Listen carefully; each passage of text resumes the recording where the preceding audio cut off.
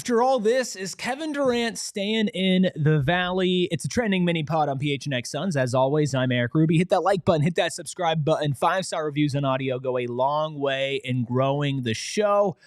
And a lot of anticipation about where Kevin Durant is going to end up this summer, but could he not go anywhere? Of course, we all know what happened with the Suns this past season, how disappointing they were. And then, of course, at the same time, at the trade deadline, the Phoenix Suns tried to trade Kevin Durant. He didn't want to get traded. And then we have had the rest of that season and now all of this offseason breaking down what's going to happen with KD. We did get some reporting from Jake Fischer, who works alongside DLLS's Mark Stein.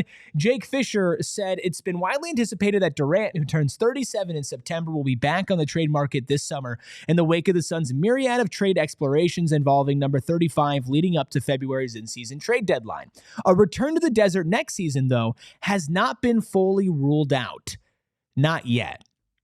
All right, let's take a step back and let's unpack that, because what we've been saying on PHNX Suns, myself, Espo, Gerald, Steven, we've all said that on paper, it might make more sense for the Suns to retain a player like Kevin Durant, especially if you're not trying to go full rebuild mode and if you aren't going to get what you deem to be a correct amount of value for a player like Kevin Durant. Last season, there were so many problems. Bradley Beal, Mike Budenholzer, the defense of the players surrounding the top three on the team. There was just a lot of problems. And don't get me wrong, you can look at Devin Booker and you can look at Kevin Durant and you can assign certain amounts to blame to both of those guys as well. I think the player who deserves the least amount of blame for last season was Kevin Durant, who I believe was bona fide best player on the team on both sides of the ball, most consistent, stayed relatively healthy, all of that. And we've seen over time that a team built around Devin Booker and Kevin Durant can be potent in the playoffs if you look back to them taking the most games off of the eventual champion Denver Nuggets a couple of seasons ago. And who were they surrounded by in that series? Chris Paul was injured. DeAndre Ayton was injured. There was a lot going on with that series, and Kevin Durant and Devin Booker at the core of it, surrounded by a ton of role players, were still able to perform at an insane level. Of course, that took a lot from them to just take a couple of games off, and you're not trying to build a team to win 2 games in the conference semifinals. But that being said, keeping Kevin Durant should be a path that is open for the Suns, one that they consider. Even signing him to an extension this summer is one that they should consider. Not simply because they should hold on to Kevin Durant for any reason possible and by any means possible and refuse to trade him because he wants to be here.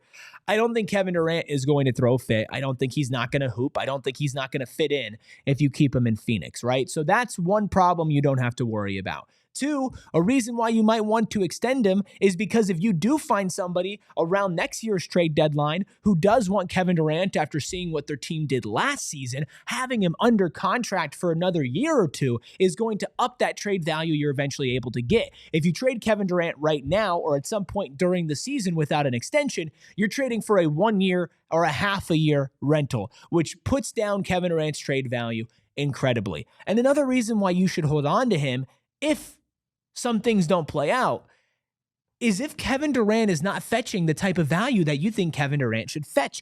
Everybody is going to be trying to take advantage of the Suns this summer, not just because they had a bad season, not just because everybody knows that Kevin Durant is most likely going to be traded, even though Jake Fischer's reporting there's an avenue for him to return, but also because you have a first-time GM, and not just a first-time GM that is in the first time in that role, but somebody who hasn't even spent half a decade in an NBA front office. A 30-year head coach who's been a consultant over the last couple of years in Brian Gregory.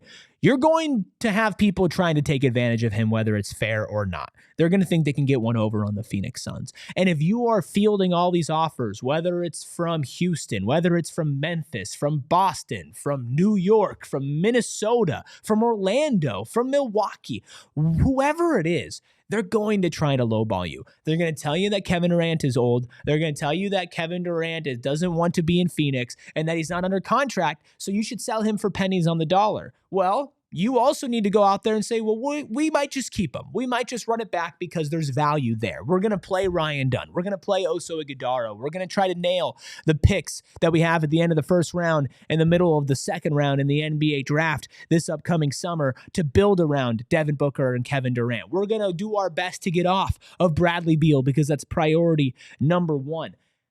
And on top of all of this, whether they're actually considering keeping Kevin Durant or not, which at the end of the day, none of us really know, it's subterfuge season. It's posturing season. What did we just get out of a report on the Houston Rockets? It was that they're no longer interested in a Devin Booker or a Kevin Durant.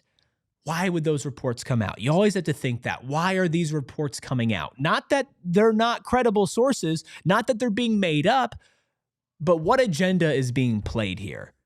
So the agenda for Houston's side has already been put out there by Kelly Iko and Sam Amick of The Athletic. Now we have what seems like a Phoenix Suns agenda. And I don't say that in a negative way. You just got to know how this media stuff plays out.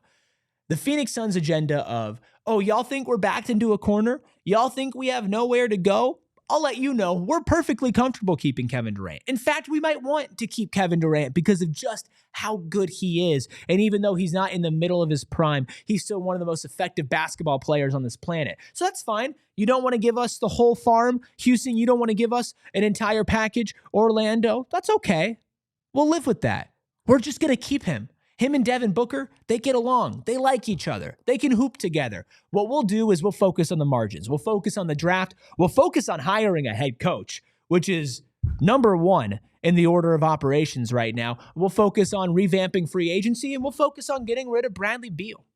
Also in this report from Jake Fischer, and something we'll touch on PHNX Suns later this week on Free Agency Friday, says one roster rumble that's emerged from the desert. Sources say that Phoenix, whether or not Durant is ultimately dealt before training camp, will be prioritizing the addition of a starting level center this offseason. They want to further upgrade on the move they made during the season to deal away Jusuf Nurkic and replace him with Nick Richards.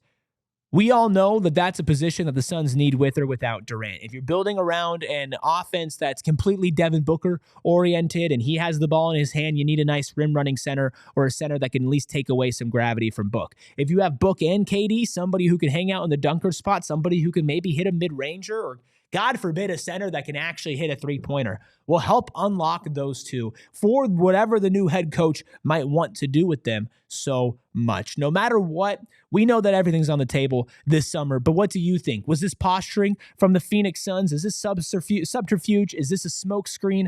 Is Kevin Durant really possibly staying with the Phoenix Suns, or are you not buying any of it? Drop a comment down below. Leave a like on this video for more mini podcasts like this, basketball breakdowns, draft analysis, free agency Fridays, interviews with the likes of Mark Stein and Tim Legler. Well, we have that all right here with PHNX Suns on PHNX Sports. Hit that subscribe button, hit that like button. 5-star reviews on audio go a long way, a longer way than you can possibly imagine for those of you listening on audio. And of course, if you like more Valley sports, we have everything here at PHNX Sports, from collegiate to MLB to NFL to even the Phoenix Rising, and of course, the Phoenix Mercury, whose season is underway. You can get all of that right here on PHNX Sports. Until more news breaks and there's more to talk about, we'll see you soon.